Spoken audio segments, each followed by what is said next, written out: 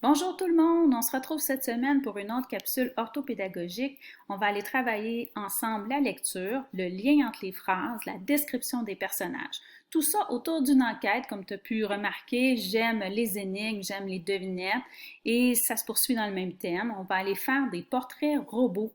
Alors, comme dans une enquête policière, lorsqu'on a un suspect, les policiers vont tenter d'aller chercher des indices pour faire le portrait de la personne qu'on pense être la coupable.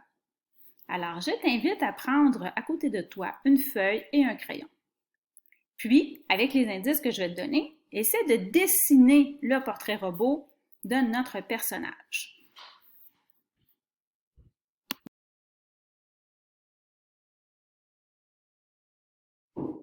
Tu as ta feuille, ton crayon, alors tu es prêt pour faire ton portrait robot. Je fais la mise en situation avec toi. Alors, pendant le confinement, il y a quelqu'un qui est entré dans l'école et a volé certains articles scolaires. Des personnes l'ont vu, on les appelle des témoins. Ils ont des choses à nous rapporter. Ils vont nous dire ce qu'ils ont vu de ce personnage-là et ces indices qu'ils vont nous fournir vont te permettre d'aller faire le portrait robot du personnage. Alors, écoutons ce que le premier témoin a à nous dire. C'était un homme. Il avait des cheveux uniquement au sommet de la tête. Alors assure-toi quand tu fais ton dessin d'aller faire des cheveux uniquement sur le sommet, donc sur le dessus de la tête. Deuxième indice. Sa chevelure était brune, comme ses gros sourcils carrés. Alors la chevelure est brune et les sourcils sont de forme carrée et sont aussi bruns.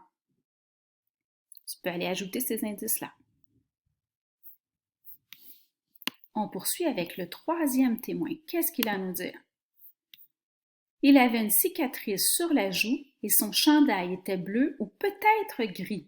Donc, c'est incertain. Ce qu'on est certain, c'est qu'il y a une cicatrice sur la joue. Tu peux aller faire un chandail gris ou bleu. On poursuit. Je l'ai vu. Il avait un gros nez pointu.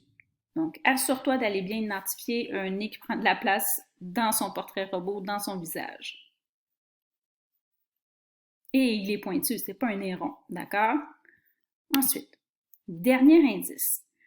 J'ai remarqué qu'il n'avait pas de sourire. On peut même dire que sa bouche pointait vers le bas. Alors, c'est une bouche qui pointe vers le bas. Alors, tu dois faire un sourire inversé, je crois. Peut-être. Je te laisse quelques instants. Alors, ton portrait robot pourrait ressembler à celui-ci. Alors, on peut voir à la gauche de l'écran, c'est l'image de Gasper Pete qui était le suspect numéro 1. C'est celui qu'on a découvert. Et le portrait robot que j'aurais pu faire à côté en faisant un nez pointu, des gros sourcils. Et tu vois, personne n'avait parlé de sa barbe. On aurait pu ajouter même qu'il y avait une barbe. Qu'est-ce qu'on aurait pu ajouter d'autre? Il y avait un grain de beauté sur le menton. Et même que son chandail était déchiré. Mais les témoins n'ont pas vu toutes ces choses.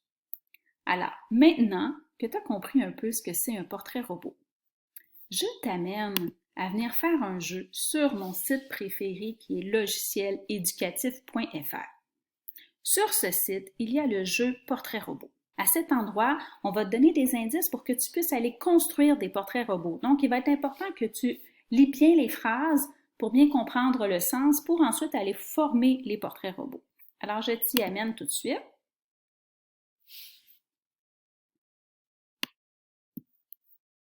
Voici. Je vais prendre le niveau normal, mais tu aurais pu prendre facile ou même diabolique, qui est le plus difficile. Alors, je cherche une femme qui a des cheveux blonds, la peau blanche et un chapeau gris. Voilà, alors je commence avec mon premier indice. Je cherche une femme, le genre. Le genre, c'est masculin ou féminin, fille ou garçon. Là, je suis en train de prendre un garçon. Je vais garder la fille. Elle a les cheveux blonds. On va lui prendre des couleurs blondes de cheveux. Elle a la peau blanche. On va lui mettre la peau blanche et un chapeau gris. Est-ce que c'est gris, ça? C'est noir? Ça semble être gris. Je valide. J'ai réussi.